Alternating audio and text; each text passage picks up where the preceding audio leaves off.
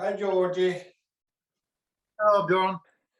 Okay, so many people have practiced this in, and Georgie, you can take the jaw. Okay.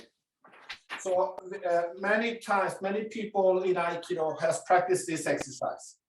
And I have practiced this exercise since I was 12 years old, 11 years old.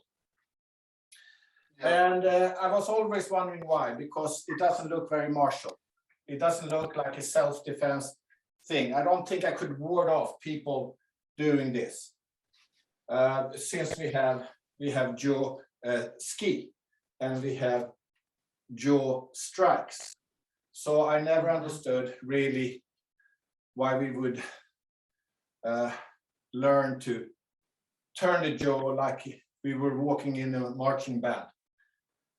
But lately, Is it related to the up-down movement? I will The explain. knees. Georgie, I will explain the whole thing. I'm taking it from the beginning. I will explain the whole thing. So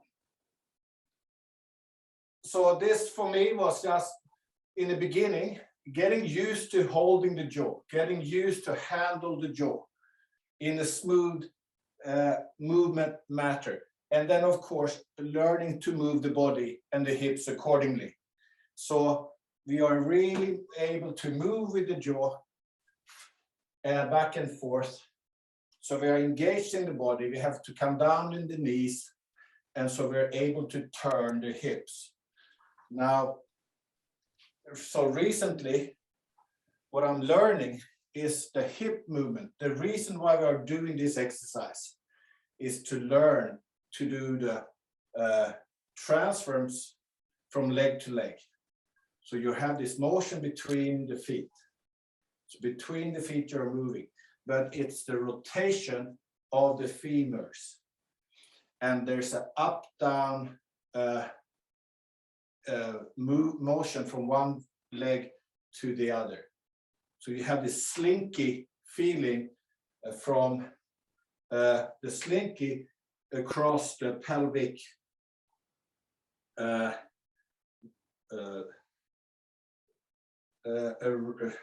from leg to leg. So, and the ebb and flow of water flowing from leg to leg. And then lately then we understood that when we do the rowing exercise, which is drawing the legs back and forth, rolling the hara up, rolling the hara down, rolling the hara up, rolling the hara down, pulling, closing and opening the leg bows, using the lower back to come up. Now, if we do this on both sides, both right and left side, now this is in one direction more or less. If you combine the left and right side, we are now moving into this transference from leg to leg, and we are start learning about the eternal eight, the infinity motion. That is the motion that we do with the jaw.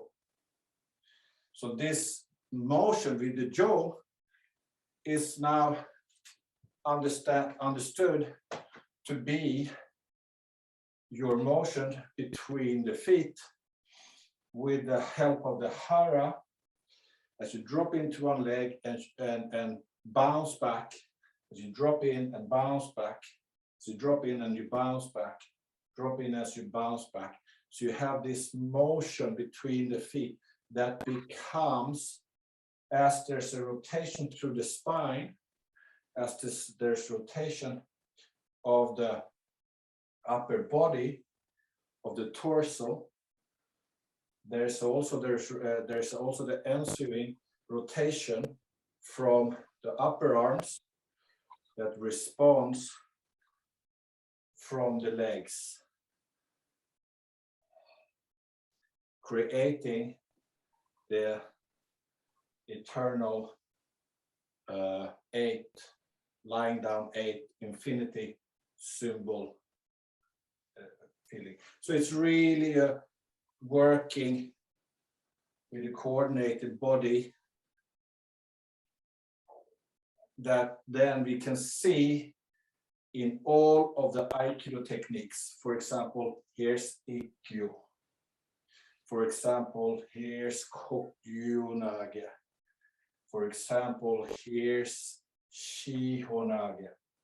For example, here's Kotegaishi. For example, here's Iriminage, and so on. So this motion we have. Now, especially in Iwama, the Jo and Bokken was an integral part of our practice. So now if we see this infinity motion with the Jo, so if we would have this, we have it here, but we also have it when we are, so if we're doing rowing exercises with the Jo, which is a spear exercise, pull and pull, whether we do this in both directions, on both sides. So we have the Aiki through the Jo, and we have the rotation through the Jo, whether we have the rotation forward or we have the rotation backwards. So we have a spiral going on through the Jo. So this spiral is now this. Now when we start turning that motion up and around, it becomes a vertical kaguramai motion through the body that ends up being our yokomen uchis. Our yokomen uchis. And then this is what we see when Osensei is doing his kaguramai, or when we do the witch's brew, I call it the witch's brew, and we have these strikes. So we have this rotation going on, and we have these strikes. We have these things going on below and above. For the Jo, it see itself as ski or defense or attack. So these motions then lends itself to tenkan. So this motion between the feet becomes, when we step, becomes a tenkan. So this motion becomes irimi tenkan, irimi tenkan. So you can see how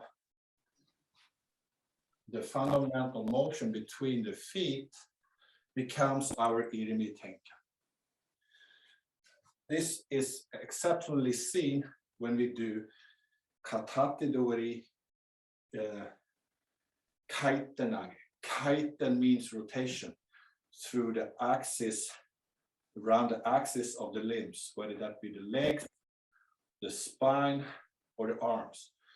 Katate dori kaitenage makes it shows you exactly what happens. They grab, we rotate, we come in for the irimi tenkan, we come around, we cut the head down, and we throw. Finishing diagonally. Through this, we have the rotation through the limbs, starting from the legs, through the rotation of the torso. We are not twisting the spine. We're using the upper body as one piece, but we are using the femurs and the legs as an up-down motion. So yes, like your question was about up-down motion, always up-down turn. Up-down turn. So it's a opposing spirals, spiraling through the body, from right leg through the spine, out through the left arm. Opposite arms twist in opposite ways. So you have a downward motion and you have an upward motion, and you remain in the center. So, kaitenage.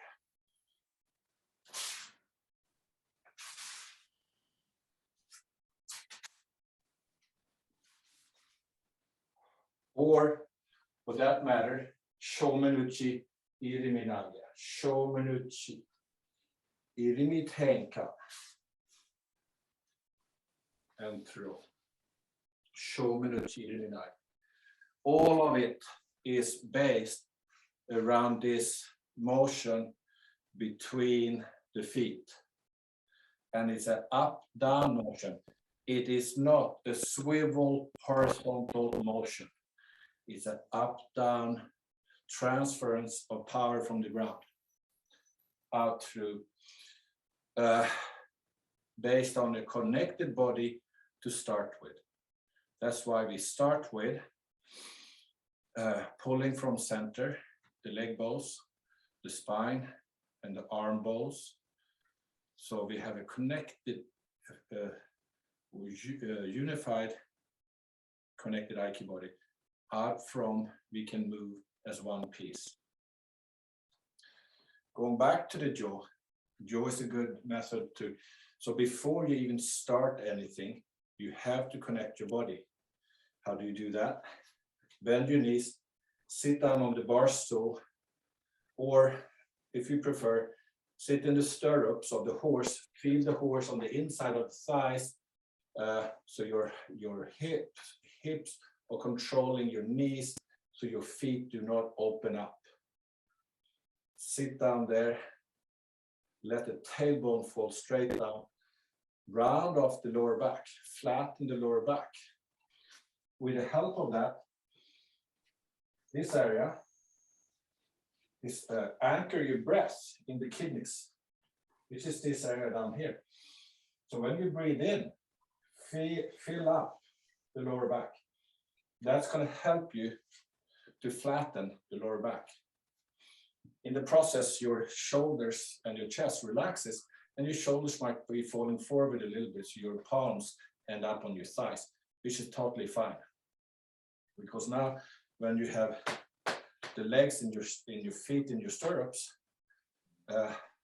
and the pressure point is really under the ball of the foot. So when you're moving from leg to leg, it's really from the ball of the foot, and the heels are quite light on the ground. The whole foot is on the ground, the whole foot is spreading, but it's really the pressure is coming through the ball of the foot. So keep flattening on the back, which is important because this stretch and this tension, this good tension through the legs, which is not a stiff tension, is now, and by lifting up the perineum, by hoisting up the pelvic floor, pulling it up ever so slightly, and by filling out the lower back, you're going to gain some support in your hands. If you would push something, if you would strike something, if you would use a weapon, you have the connectivity through the feet, through the legs, through the center, and through the lower back into your hands. Your chest, your shoulders relax. That is the same whether you hold the jaw or whether you hold, for example, a sword or a bokken. Now, the jaw, you're more sideways, you open up more. The bokken, the sword, the Japanese sword is more in front. So when you do the rowing exercise, without turning, without opening up, if you do it simply back and forth like this would look exactly like if we use the bokken. So when we lift the bokken, we are rowing back. When we're letting it drop, we are rowing forward. So it's the same motion as you row and you practice the rowing exercise between the feet. Drawing and working on establishing, developing a hara, developing a center. So you can combine it with the in-breathing, in-breath on lifting and out-breath on striking. That is for practice. But when you go fast, you can't link the breath with your cutting if you're moving very fast. So it is just to help you.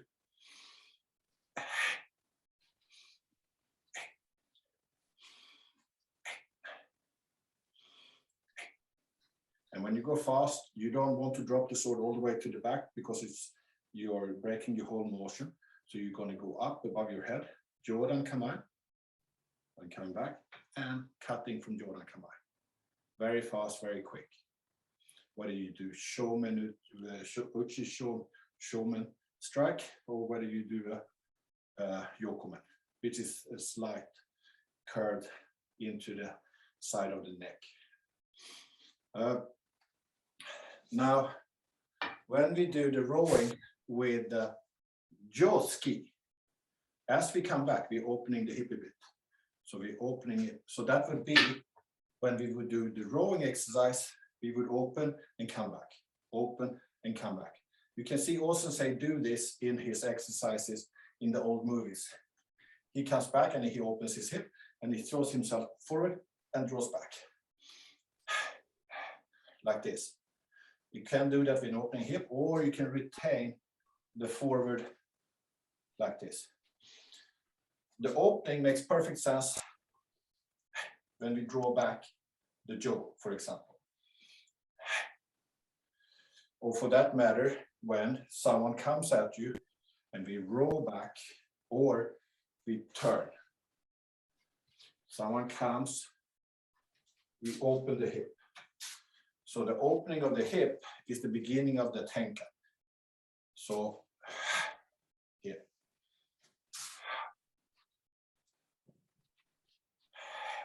So make a distinction between keeping it straight,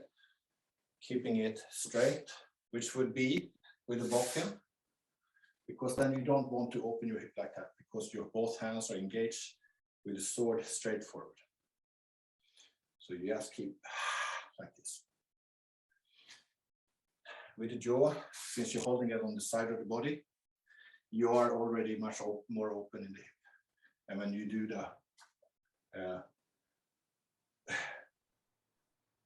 the hasogaish, you're opening the hip as well. And then you come down. And when you cut with the jaw, it's the same as the bokken. So then the hips remain like a sword cut. You don't open it simply because you have a jaw. Depends whether you do a ski or whether you do it as a cut, as a sword. Because when we start using it like that, it's the same principle where we would use a sword. Cut. Yeah.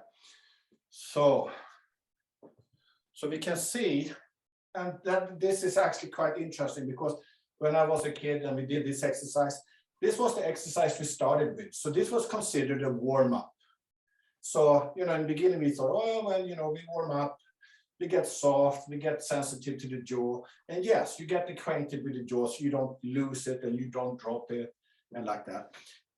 Both hands helps to coordinate both sides of the body. But many times we would do this exercise with one hand. And me being left-handed, I would get more acquainted with it with my left hand. And you can see it comes on this side. As it comes up this way, at this point, I open and let it come between my index finger and my long finger. And then I let it roll back into the palm of the hand, and I'm back to a firm grip, which I keep all the way through until I come back to the left side of myself, where I do an extra spin. So this is one way where we would do it with one hand standing in hammi. So we're doing with one hand, I would have an open hip and stand in hammi. Now I could go over and do it in the right hand. Actually, my right hand is better for one hand. So this motion, you can see, I'm going to do it a little bit on an angle with you. You can see this motion will be done with the motion between the feet. So I would roll back, roll forward, roll back, roll forward, roll back, roll forward. in hammy position. Maybe a bit open, doesn't have to be really that thin as we would extol it in Iwama tradition.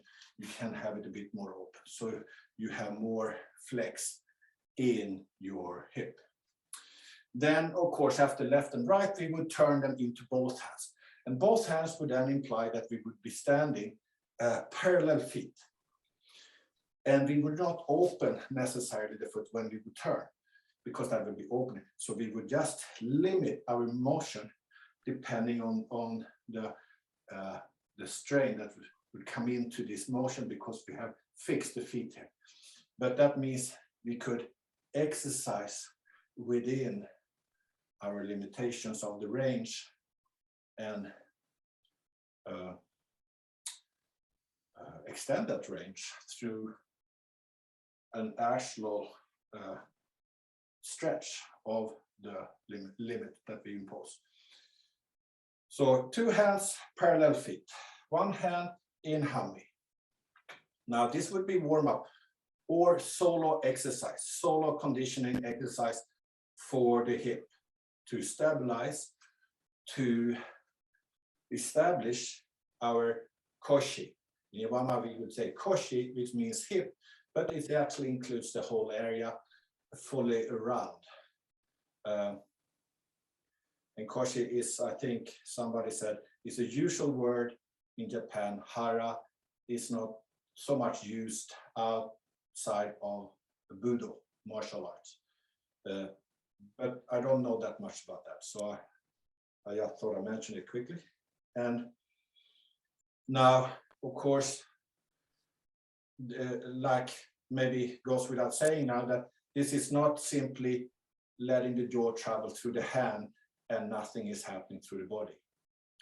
One thing to also pay notice of is that, like we said before, when we start, we have to have focus on connecting the body before we start. So we have a supple connected body, we have drop down in the knees. So all motion happens throughout the body. We haven't done, so now the whole body should be engaged from the feet all the way up, and you're holding your center in very good balance. So you don't want to see this. You don't want to sway. I'm exaggerating, but you don't want to start swaying like this. You don't want to start losing your upper body and swaying. You need to keep your spine, your central column, in a really good position to keep your body. And in order to keep the stretching the hands, remember when we do Aikido, some people like to call it the unbendable arm, but it means it's an extended arm that extends both up and down through the arm, through the body. So when we do it with the jaw, don't go limp into the arm. Don't be soft in the arm. Here you have a stretch. Here you have a stretch. It comes down. Now it stretches through the arm, through the body, through the back, down the leg. Now it comes up. Here it stretches all the way down the back, out the other side. So you get the full body stretch. Take out the slack. So filling the body up, connecting the body means to take out the slack. Now statically, yes, I can take the slack out and look at the different parts of the body and exercise it more and more and more. Now, when you start in motion, start moving, you don't want to lose and become floppy in the body. So you want to keep pulling silk, as they would say in Chinese, meaning keep stretching in those dual opposing directions in order to get the tuned, fine-tuned body. So that means this is still being extended. So you never go from extended to loose, extended to loose. You keep a nice tight string throughout the play, yeah? Even when you move. So don't go loose at one point and then put it on at another point. And you can see these motions is our motions as Ikkyo, as Kokunai. All these motions that we have, whether with a weapon or without, is this play between the feet based on a connected body, based on the legs, arms, and spine. There. Yeah, Georgie, any questions? No, everything gets clear, Bjorn. That was great, absolutely. Yeah, I think it's good to have a mirror like we have in the dojo. It's good to have a mirror because when we do this in front of the mirror, we're going to see if we are swaying or if we are turning, if we are kind of breaking the hip like this or leaning over, losing balance. So we need to, that's why the first position, the standing position, is really good because it can establish the central column body where we're going to keep balance. Now, it doesn't mean that we can't lean over. We can have a lean of the body, but it's still very centered. So if you have a diagonal stretch, you don't need to be like spinal straight up. You can have a lean on it because it is in, it has the alignment from the ground up. You have a back leg, you have a front leg, like we do in Hamdi. So, and the hip is tilted. You're not standing up like this. Your back is engaged. Your back is filled up. And you're meeting someone in front of you here. So you have a back foot, you have a front foot. Which changes as you change. Basic solo exercise work, yeah? In order to then engage in the Aikido. What more? I will take the recording from there and then we can just continue